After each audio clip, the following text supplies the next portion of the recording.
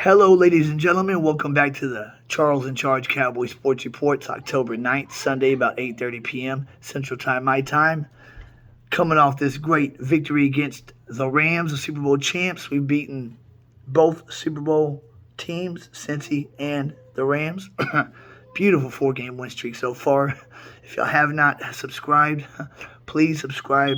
If y'all are watching this, subscribe, like, and share, guys. My first goal is to get to 1,000 subscribers. Therefore, I can start doing live shows, collaboration shows, and stuff like that. And when I get to that point, it'll really be live. My live shows are going to be live, if you know what I'm talking about. But I got to grow it. Right now, it's just me and the cell phone. So please press that red subscribe button and like and share. Please share any Cowboy fan that you know. We knock off the Rams 22-10. I guarantee the victory. I said it'd be by 2 or 3 scores. Could have been by 3 scores easily. If Gallup don't drop that third down pass where he had like 50 yards of grass in front of him, and CD don't get that ball knocked out on that late third down in the game. Stat line: Rush only had 16 attempts, 10 completions, a $102. Zeke, 22 carries, 78 yards, 3.5 yards a tote. Pollard, 8 for 86 and a touchdown with that big 53-yarder that he had. Huge play. CD, 5 catches, 53 yards. Gallup, 4 for 44. Brown, 1 for 5. On defense, Dorrance Armstrong. I told y'all in the offseason that it was addition by subtraction. Randy Gregory and Lyle Collins. We dodged a bullet by not signing Gregory, and we saved a hell of a lot of money getting rid of Collins. Terrence Steele is holding down that right side like a champ. Big time. And Dorrance Armstrong is playing better than Gregory ever has. He started, this game off right by getting that strip sack on Stafford. Tank recovers it, takes it to the house. On the following drive, Armstrong is the one who blocks the punt. I mean, man. So for the season, Armstrong has 4 sacks, forced fumble, blocked field goal, and a blocked punt. Gregory's best season, 6 sacks. He did that twice. Armstrong's going to shatter that. Tank had the fumble recovery for a touchdown. OC had a sack. On the stats, it says Jordan Lewis had a sack. I don't remember him getting one. I think they messed up. I think Fowler got the last one. And Micah Parsons playing like a champ does. Injured in halftime. They're playing him here and there in the second half. The Rams' last 2 drives, they put him in, and then they call him to come out, and he says, no, I'm staying in. And you can see him grimacing in pain every play, after every play. That's a champion. And he ends the game. He wins the game. I mean, he basically ends the game for us with a forced fumble strip sack. Gets to Stafford, knocks that ball out. Game over. That's how a leader runs a defense. Micah Parsons playing hurt, would not come out of the game, and then gets the game-winning strip sack on Stafford. You got to give him props, man. He is the lion backer. The lion, for sure. And Donald is going to pass that torch to him as the best defensive player in the league. J.J. Watt passed the torch to Donald. Donald going to pass it to 11 from heaven. Stafford threw the ball 42 times, 28 completions, 308 yards, touchdown and a pick. Akers, 13 for 33. Cooper Kupp balls as he usually does. 7 catches, a $125. That 75-yard touchdown. Oh, that was tough. Tutu Atwell, 1 for 54. And then Higbee, 746. The team stats, we had 239 total yards compared to their 323. We only had 76 pass yards. You subtract the 2 sacks that Donald had on Rush. Takes away from the 102. Rams had 285. We ran the ball for a $163. Rams only ran it for 38. Our second good game of stopping the run. We got to keep that up, especially next week against Eagles, who are run heavy.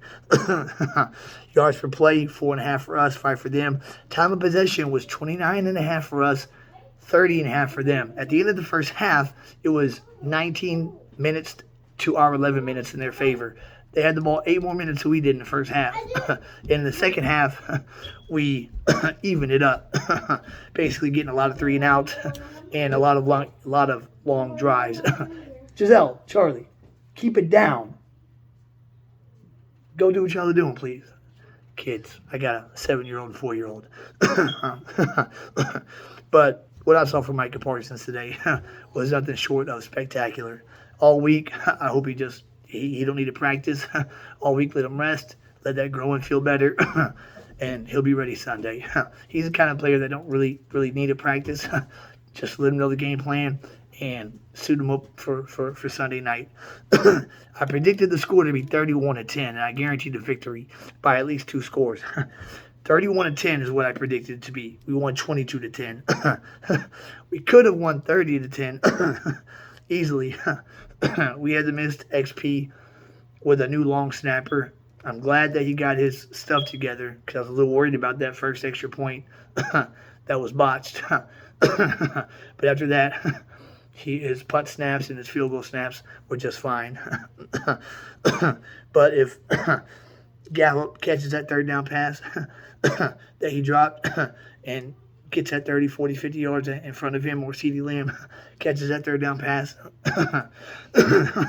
either of those drives could have ended in 7, or they both could have ended in 3, hence giving us 30 points. Well, actually, that would be 29, even with the extra point. So say 1 touchdown and a field goal. Say that. But I'll take 22-10 any day over the Rams. And everybody picked the Rams. Eagles, last 2 weeks, Jacksonville let them off the hook. Lawrence put the ball on the ground 5 times in bad weather. Arizona, down by 14, comes back, misses the game-tying field goal to go in overtime. Philly lucked out there. I think if that game goes in overtime, the momentum swings in their favor, and we got 3 4-1 teams. The Giants shocked the world early this morning. I cannot believe they beat Green Bay. I thought for sure it'd be 3-2 Giants right now. So does that mean that the win over the Giants is a quality win? 4-1, and they beat Green Bay. That's a quality win. The Packers are no joke. They got that bad man at quarterback. So you could say, I know right now Baltimore is ahead of Cincinnati. Since he's 2-2, if they lose, they'll be 2-3. Only reason why they'll be 2-3, a losing record, is because we beat them. Only reason why the Rams have a losing record is because we beat them. But you could say, out of our 4 wins, 3 quality wins: Cincinnati, the Giants, and the Rams. 2 Super Bowl teams from last year, and the 4-1 Giants. Only losses to us. Eagles better get ready next Sunday night, because they have not played the defense like ours. We have not. It was 1973 that our first 4 games we held opponents under 20. 1972 was the last time our first 5 games we held first 5 opponents under 20. We got 19, 17, 16, 10, and 10. I mean, I know the Rams had injuries on the offensive line. Crimea River, we've been maligned all season. And we still getting it done. Give the Rams a healthy O-line and take Stafford out and put their backup in. Even things up like that. And even with their starters all healthy, our defense still gets pressure. Because we're the best pressuring team in the league. The reason why the Eagles lead the league in sacks is because they had that 9-sack game against Washington. Y'all, Cowboys, Cowboy Nation, get ready, y'all. This season's going to be special. It's going to be special. This team is better than last year's team. It has more grit and more heart. I think I just said earlier that we dodge a bullet, addition by subtraction, by not signing Gregory. To that long-term deal, we saved that money. Denver has buyer's remorse right now. I know that. Gregory's back on the IR list. And Lyle Collins is a turnstile at right tackle in Cincinnati. Terrence Steele doing his thing, and Dorrance Armstrong. Man, I love those 2 moves. I just don't like what they've done with the money they saved by doing it. Holding on to it instead of spending it. Go sign the Ndamukong Suh. And then late November, sign OBJ. Do it. Why not? Jerry Jones said that we wouldn't believe the check that he would write to win one more Super Bowl. Well, prove it, Jerry. You know the cap's going up exponentially the next 2 years. We got plenty of money to re-sign Lamb, Diggs, and then Parsons the following year. Go get Ndamukong Suh for a 1-year deal to really help complete the defense and shore up that run defense against good teams that run the ball. And then later in the season, sign OBJ to really make the receiving core that much more dangerous. Because we got Thunder and Lightning in the backfield, and that's good enough right there. I mean, they're as good as Ingram and Kamara was for the Saints back in 2018, 2019, 2017. Pollard had, the 8 carries, 86 yards. If you take away that one long touchdown run, he's a home run hitter. His runs are pretty average like Zeke's. But the last 3 carries that Zeke had was after the Hooker interception, and they knew we were going to run the ball all 3 times. So they stacked the box like 8 guys. So Zeke has 3 carries for like 1 yard. So you take that away, that's 19 carries for 77 yards. His average goes up to almost 4 yards a carry. Zeke still got it, y'all. He just doesn't have the speed that Pollard does. He couldn't have scored on that play that Pollard did. Pollard is fast. He's the fastest guy on this team besides Turpentine. And I can't wait to see Turpentine get his first return for a touchdown. Every time they punt to him, I'm just hoping that he's got space to maneuver. And today he only had one chance of that. And the Rams, ballsy decision to go for that fake punt at their own 25 before halftime. Because if they don't get that, we score before halftime at least 3. Pretty much almost ice the game. But Cooper Rush has played as solid as you could ask for. Next week against Philly, Cooper Rush will be at quarterback. I'm 90% sure of that. We don't want Dak back until he's 110% ready to roll. Until he's 110% ready to roll. 100% healthy, not 90, 95%. You want that grip to be 100% like it was week 1. And I want him to come back against a lesser team for that rust that he's got to shake off. He's going to have a few bad plays, but against a lesser team like Chicago or Detroit, we can overcome that and still win. But next Sunday night, it's going to be the biggest game of the year between any 2 teams. And it'll probably get ratings out the roof. I just wish it was at home. But we're a good road team also. It's going to be nasty in Philly. I hope our fans travel well and we have a good amount of star jerseys in that stadium. And I hope we burn that I hope we burn that damn stadium down. I hope Jalen Hurts struggles against his defense that he's never seen before. And we run the ball effectively. And Cooper Rush has about 2 or 3 big-time throws to Gallup or Lamb or Brown or Turpin or Ferguson, I don't care who. But 2 or 3 major throws. Run the ball well. And defense just stifle the Eagles and hold them below 20 points.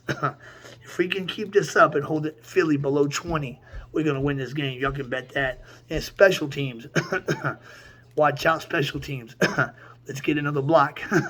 Or maybe Turpentine gets his first return. We'll see, because our special teams are special. And our long snapper should be fine now. He was at a road game. Crowd gets loud when you're kicking a field goal or punting. First snap was bad, but he settled in. He should be just fine. He's not as good as Jake McQuaid, but as long as he snaps it to the punter and not over the punter's head and snaps it to Anger whenever he wants it, for Maher to kick it. That's good. And Maher, what a surprise. This season, he's 13-14, I believe. Only miss was that 59-yarder. 2018, he can nail the long ones, but the short ones, he was 50-50 on. He's progressed, and his accuracy has gotten better. I think Brett Maher has the potential to be as good as Dan Bailey, but better because he has a bigger leg. Only one miss through 5 games. In every game, he's had 3 or 4 attempts, field goal attempts at least. And he's been nailing them all. And the only one that he barely made was that game winner against Cincy. All the other ones pretty much are going down the middle. So, man, what a game. The first 2 drives, I mean, I was glad we were able to defer because we haven't deferred since I think all season. But those first 2 defensive drives, the strip sack, fumble touchdown, followed by the block punt, man, that set the tone for the game. And one more thing, every time we've been down against the Giants, we went down when Saquon scored that touchdown. The very next drive, Cooper Rush tied it up. And then the very next drive, Cooper Rush took the lead. Against Washington, they score, we go down. The very next drive, Rush engineers a touchdown drive. In this game, Cooper Kupp goes 75 yards. They take the lead. The very next drive, we score. We've only trailed with Rush at quarterback for a handful of minutes. As long as it took for us to take the lead back on the following drive. I love that. So basically, we've been on top of these games 95% of the time.